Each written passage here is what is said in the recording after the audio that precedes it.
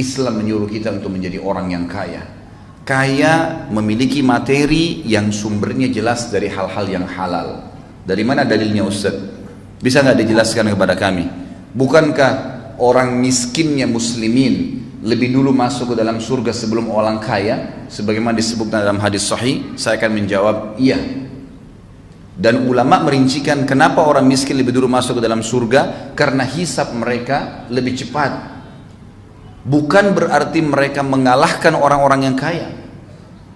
Sampai ulama berselisih pendapat dan ujung-ujungnya paling banyak pendapat tentang masalah mana yang lebih afdal. Orang kaya yang suka bersyukur dengan orang miskin yang suka bersabar.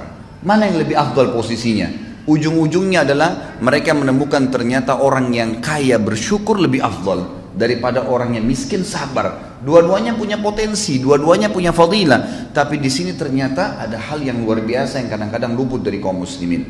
Saya jelaskan beberapa dalil ikhwas sekalian. Tentu ini bukan menyalahkan teman-teman kita yang miskin, tidak. Karena Anda miskin pun bisa mengubah nasib. Karena miskin itu masuk dalam takdir ikhtiar. Masuk dalam takdir ikhtiar, itu potensi. Allah berikan waktu kita sama semuanya. Ya, samanya itu adalah 24 jam.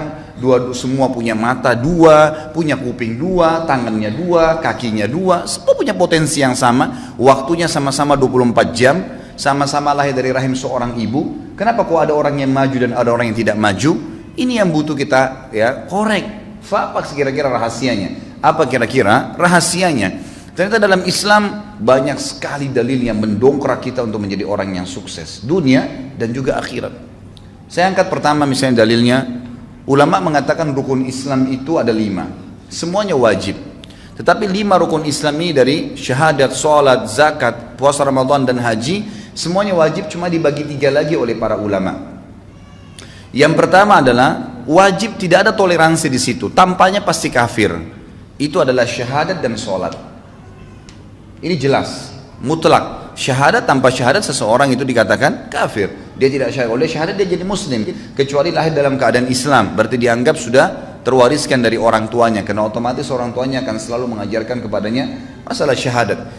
Kalau masalah sholat, yang meninggalkan secara pembangkangan, sebagaimana ulama mengatakan hukum tarkus sholah amdan wa jahdan, sengaja dan membangkang, itu kufur. Sebagaimana sabda Nabi SAW, al-ahdu ladhi bainana bainam tarkus salat faman taraka faqad kafar. Perbedaan dasar antara kami dengan orang-orang kafir adalah salat. Siapa yang meninggalkannya maka dia telah kufur. Yang kedua, ikhwan dan akhwat sekalian, rahiman rahimakumullah, adalah rukun Islam yang wajib tapi masih bisa diganti di waktu yang lain. Kalau orang itu punya udzur syar'i, puasa Ramadan, kita tahu kalau orang musafir, sakit, wanita haid dan seterusnya, ada udzur-udzur syar'i masih bisa diganti, tapi harus diganti. Allah mengatakan dalam Al-Quran, a'udzubillahi minasyaitonirrajim, fa'iddatu min ayyamin ukhar. Gantilah di hari-hari yang lain, ada toleransinya. Yang ketiga yang jadi saksi bahasan kita, wajib tapi bagi yang mampu, zakat dan haji. Perhatikan apa kata para ulama. Banyak orang Islam salah faham dengan 2 rukun ini.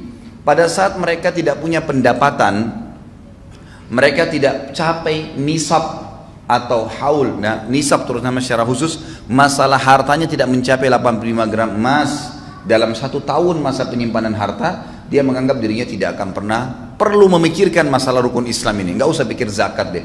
Saya tiap tahun biar terima zakat saja.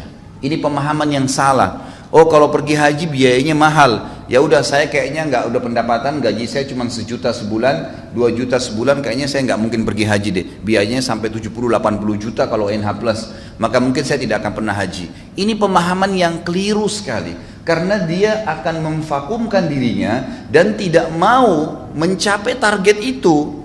Padahal sebenarnya seorang muslim, kata ulama, wajib baginya minimal niat, mengatakan, ya Allah, mudah-mudahan satu waktu berdoa kepada Allah, saya dari tadinya menerima zakat, memberikan zakat. Bukan mustahil Allah ganti keadaannya. Lalu dia ikhtiar memasang program, kalau tahun ini saya terima zakat, tahun depan saya ingin memberikan zakat. Dengan niat yang saleh, niat yang baik, maka akan Allah SWT mudahkan jalannya, dan dia juga akan menjadikan atau mengatur program-program agar bisa mengeluarkan zakat. Tahun depan belum bisa, tahun depannya lagi. Yang penting ya Allah, jangan buat saya meninggal kecuali saya sudah mengeluarkan zakat. Itu sebuah niat yang tulus. Begitu pula dengan haji. Ya Allah, sebelum saya meninggal saya ingin mengerjakan haji tahun depan, 2 tahun lagi, 3 tahun lagi, mulai menabung. Allah SWT berkahi. Berapa banyak orang yang menabung, ikhwah akhwat sekalian, subhanallah, dananya baru 10 juta, tapi karena ada temannya, ada kerabatnya yang tahu dia nabung untuk haji, lalu dilengkapkan pada tahun depannya, sudah kamu pergi haji, saya biayain selebihnya. Itu banyak terjadi. Akhirnya kan terpenuhi rukun Islamnya dengan niat dan tekad yang baik. Ini penting sekali. Dan ini sekaligus mendobrak ya pemahaman umat Islam bahwasanya lebih baik ya dalam keadaan miskin dan susah daripada keadaan kaya. Ini pemahaman yang salah. Dan Anda semua mampu untuk keluar daripada belenggu itu sebenarnya. Kaum muslimin, nanti akan kita lihat bagaimana keadaan para sahabat yang luar biasa, kehidupan mereka dipenuhi dengan ya kegemerlapan kekayaan dunia yang jelas sumber dari yang halal, dan juga bagaimana mereka melakukan atau mengeluarkan harta tersebut untuk ya agama ini dan untuk meraih surga dengan harta tadi.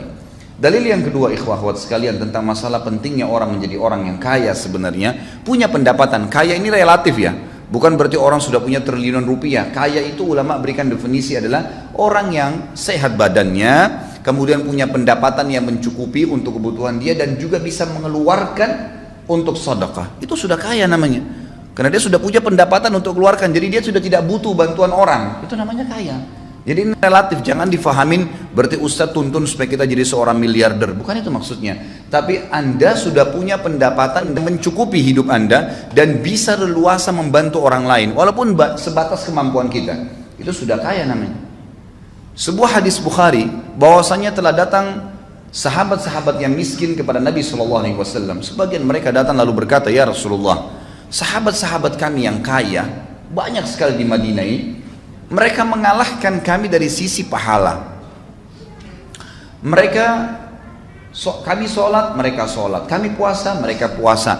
Kami mengerjakan apa saja ya kegiatan berjihad, mereka berjihad. Artinya mereka melakukan apa yang kami lakukan, semua dapat pahalanya sama. Tapi mereka mengungguli kami karena mereka bersedekah dengan harta mereka. Kami nggak punya itu ya Rasulullah. Ajarkan kepada kami perbuatan amal yang kalau kami kerjakan kami bisa menyaingi mereka dari pahala sedekah mereka itu.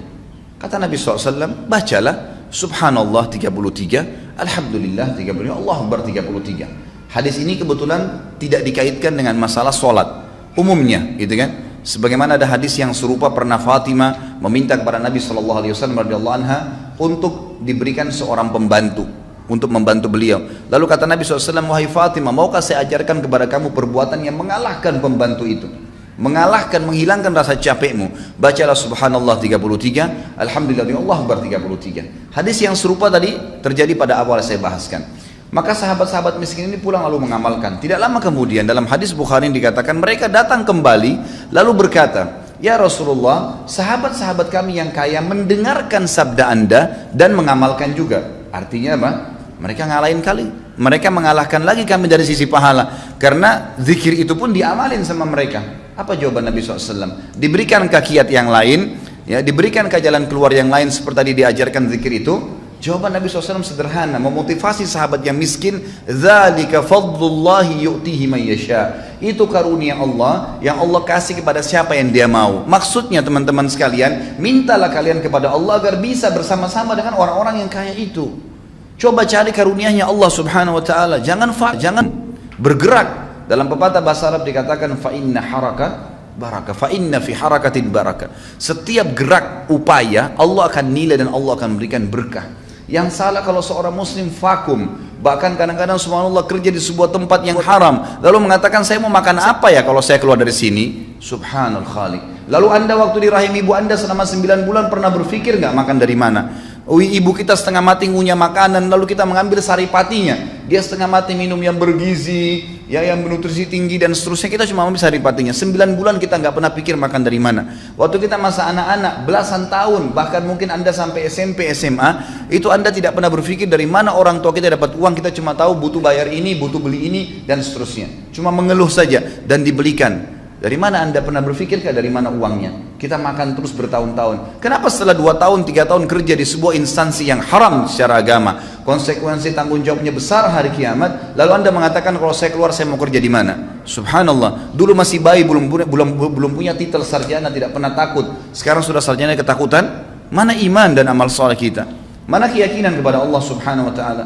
Maka ini harus difahami ikhwan dan akhwat sekalian, bahwasanya Allah Azza wa Jalla akan menentukan dan memastikan janjinya sebagaimana Allah berfirman, a'udzubillahi minasyaitonir rajim, innallaha la yughayyiru ma biqaumin hatta yughayyiru ma bi anfusihim. Allah enggak akan ubah keadaan satu kaum sampai mereka sendiri mengubah diri mereka. Harus berupaya, berusaha, baru Allah keluarkan, gitu kan?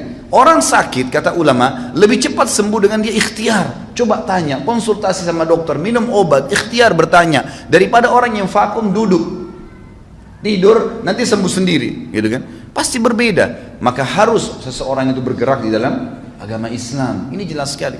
Ini jelas sekali. Baik, contoh yang ketiga, secara rasional saja saya kasih.